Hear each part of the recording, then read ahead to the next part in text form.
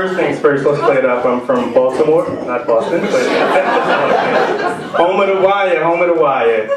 Ladies and gentlemen, we've now reached the minority portion of the show, so I hope you enjoy it. But I love doing comedy, man. You know, I've done comedy at a few clubs throughout New York, and I have to admit, by far, this is the smallest one I've ever seen. Now, there's probably a few fellas out there that have heard that, and that's unfortunate. But ladies, I'll make it easy for you. Wasn't any of their black guys. Gotta admit it. That's one stereotype y'all can keep going. We love that one. But I love doing comedy, man. You know, it gives you the opportunity to really talk about anything. You know, anything at all. Like for me, for instance, I have two children.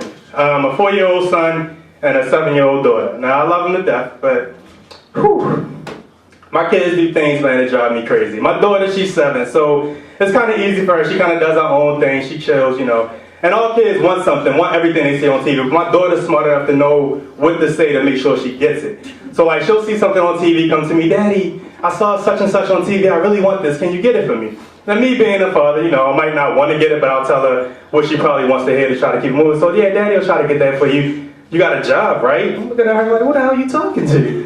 Like, yeah, I got a job. So what, you ain't got no money? Like, what the hell? Like, I don't got no money. Your mother took it all, so go ask her. This is exactly what she'll say to me. I did ask her, and she told me to ask you, but you're probably not going to get it because you're a sorry-ass daddy. And I'm looking at her like,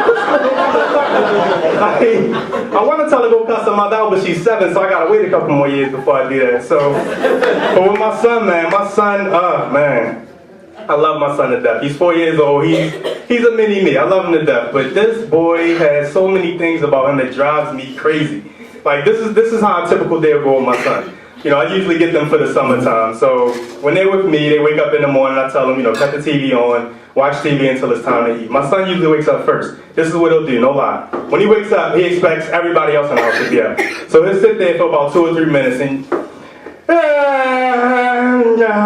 just yawning loud as hell. I'm like, boy, shut up before you wake your sister up. I'm sorry, Dad, I just had to really get that stretch out, and Amaya's still asleep, so I might have to do it again. And like, it drives me crazy. But then, you know, eventually my daughter will wake up, they're both sitting there. So by that time, it's probably time for them to eat. Now, I don't know about the white people in the audience, but black parents, we usually wait until we're ready to get up to feed our children. So when I'm ready to get up, then it's time for my kids to eat. So I go in the kitchen. You know, I'm in the kitchen doing my thing, might wash dishes, chop up whatever, break some eggs, whatever.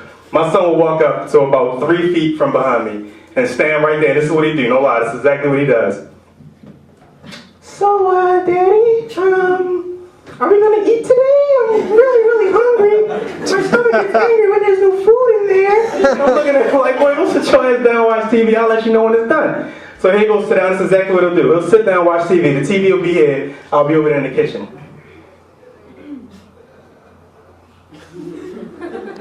And he'll just keep watching me. Just keep watching me. Then I'll forget about it. I'll stand there, turn around again. He's standing right there again.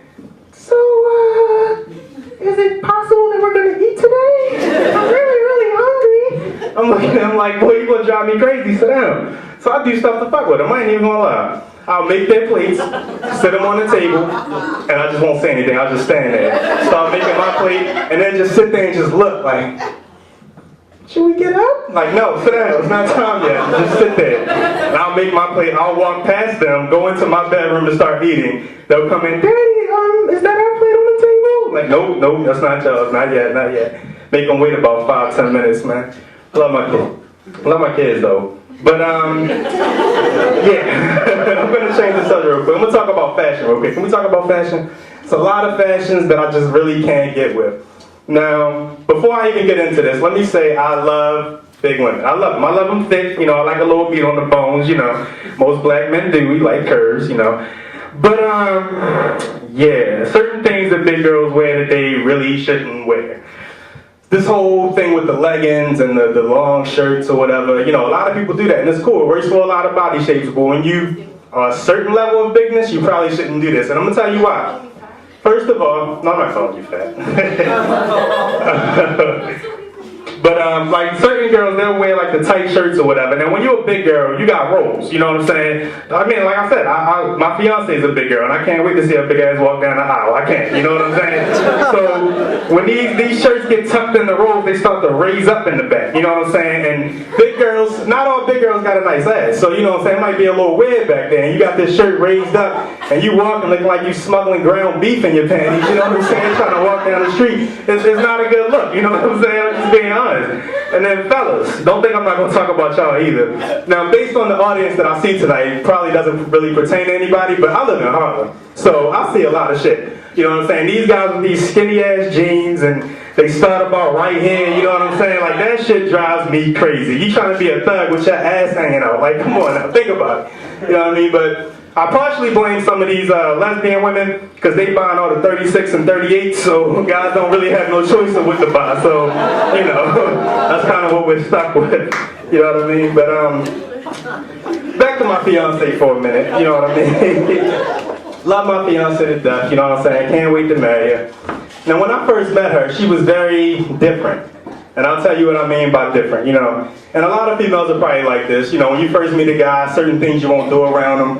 Certain things you might not say around them. Females will just hold it, they gotta find, they'll just hold it and sit there and shake and sweat. Like, you know, cramping up. I'm like, damn, you on your period again? What's going on? You know what I mean? Running to the bathroom every 5 minutes. I'm like, damn, it can't be that serious. So me being the type of dude I am, I told my fiance, you know, let it out. You ain't gotta hold it in. It's natural. Shouldn't have told her that. Because she has more of a masculine side than I thought she had, yo. We sit there watching a nice little romantic movie, chilling, curled up, cuddled up. I love you, baby. You know, I love you too. I'm like, damn. Is one of my homeboys here or something? God damn. And then the smell, oh my God. Like, make you think of like the seat of Precious pants after a morning jog or something. Like, it's rough. It's rough, man. You know what I'm saying? She just lets it out. She does not care. You know what I mean? And then like, females probably won't shit around that guy like when they first meet him. Boy. She'll let you know, like, I'm about to go blow this bathroom up, boy. You better go while you can. She'll go in there. Sometimes she won't even close the door, you know what I'm saying? I'm walking past the door. She's like, oh, I'm sorry, you might want to close that. I'm like, well, goddamn, you got the whole house smelling like it now. What you want me to do? Light a candle or 3, you know what I'm saying? It's rough, man. It's rough, man. But I love it, though, man. But you guys have been great. Hope you enjoy the rest of the show. Keep it going, you know. And I'll let you do it.